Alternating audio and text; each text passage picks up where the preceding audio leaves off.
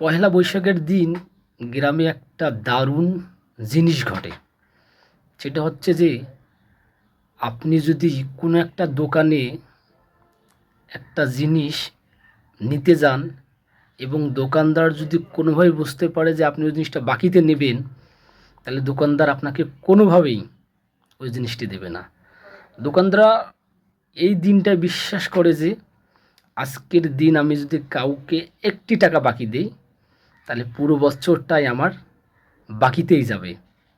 এবং এক ধরনের তারা সংস্কৃতির প্রচলন করে যে আজকের দিনে যারা টাকা ধার দিবে, নাকি সারা জীবন তাদেরকে টাকা ধার দিতে হবে, কিংবা আজকের দিনে যারা অপকর্ম, খারাপ কাজ কিংবা মিথ্যা কথা বলবে, তাদের নাকি ওই দিনটি সারা জীবনের জন্য হবে, বা তারা নাকি ওই পুরো বছরটাই ওভাবেই কাটাবে। তবে পয়লা বৈশাখ সম্পর্কে আমাদের গ্রামের মানে খুব একটা ভালো ইন্টারেস্টিং একটা মোমেন্ট হচ্ছে। আমাদের গ্রাম থেকে প্রায় 1 কিলোমিটার দূরে একটা ওই গ্রামে মেলা বসতো, এবং আমরাও যখন ছোটো ছিলাম বাবা মার কাছ থেকে খুব চিল্লাচিল্লি করে টাকা পয়সা নিতাম। তারা টাকা দিতে চাইতো না, তারপরেও টাকা নিতাম, কান্নাকাটি করতাম।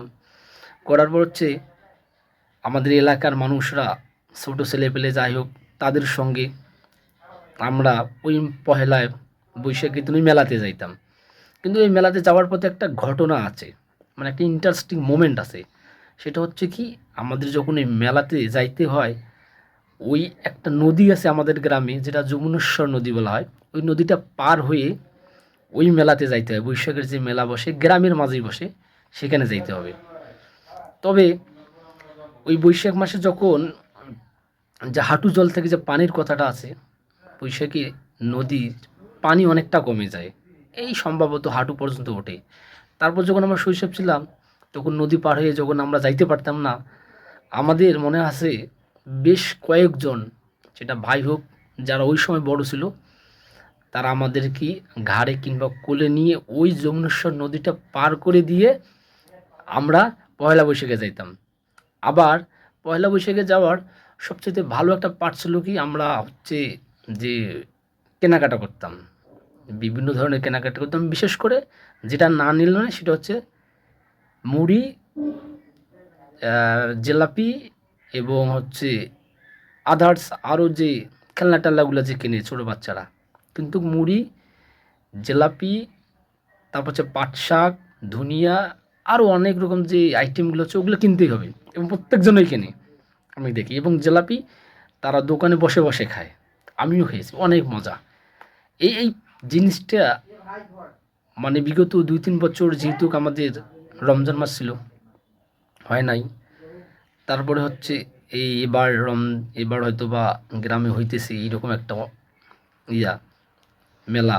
যেহেতু এবার আমি বিরুবির প্রথমবারের মতো আমি পয়লা বৈশাখ দেখলাম, যাক ভালো লাগলো। আর গ্রামের কথাটা বলছি কি, কারণ হচ্ছে গ্রাম তো আমাদের শৈশব কেন্দ্রিক জীবনযাপন। আর সবচেয়ে ইন্টারেস্টিং যে পার্টটা ছিল গ্রামে, ওই যে নদীটা পার হওয়া। এবং মানুষের মধ্যে একটা ভ্রান্ত কাজ করে যে আজকের দিনে আপনি যদি কোনো ধরনের কাউকে বাকি দেন, কাউকে টাকা ধার দেন, কিংবা কাউকে আপনি কোনো কিছু ধার দিলেন, তাহলে এটা কি এই জীবনের জন্য, সারা জীবনের জন্য, আপনাকে সারা জীবন না, এই বছরটা আপনাকে ধার দিতে হবে। এরকম একটা শুভ নববর্ষ 1432 বঙ্গাব্দ। সকলের জন্য শুভকামনা।